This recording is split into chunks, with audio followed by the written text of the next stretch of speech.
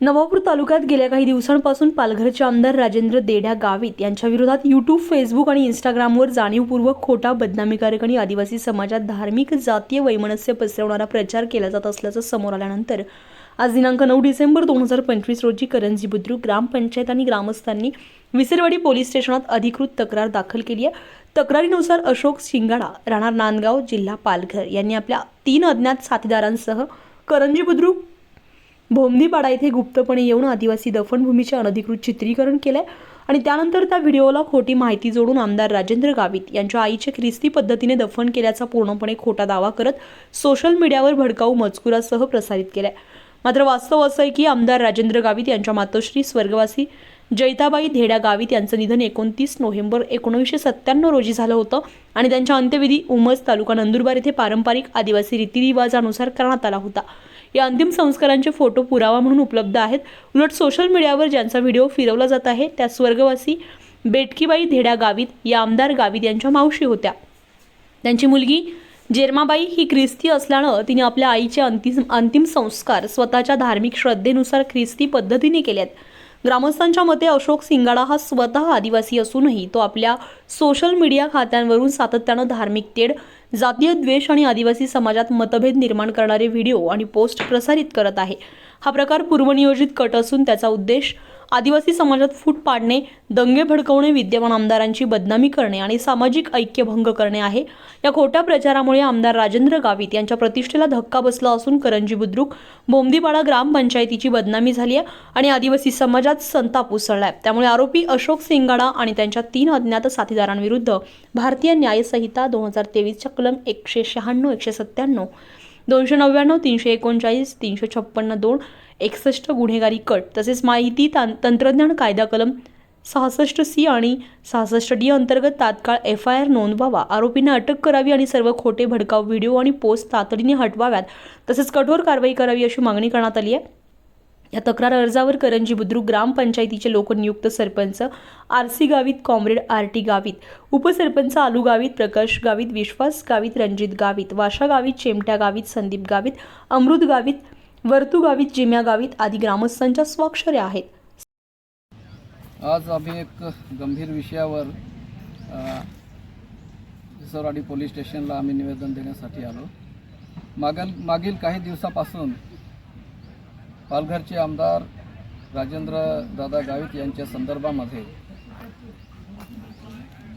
Facebook आणि Instagram आणि social मीडियावर बदनामीकारक असे व्हिडिओज अपलोड झालेले आहेत आणि त्यामुळे राजेंद्र गावित यांची बदनामी झालेलीच आहे, परंतु करंजी बुद्रुक गावाचीही बदनामी त्या व्हिडिओमुळे झालेली आहे। आणि यामुळे आज करंजी बुद्रुकचे आम्ही नागरिक विसरवाडी पोलीस स्टेशनला येऊन जे पालघरचे अशोक सिंगाडा म्हणून आहे, नांदगावचे राहणारे, ते आमच्या गावामध्ये विना परवानगीने आले।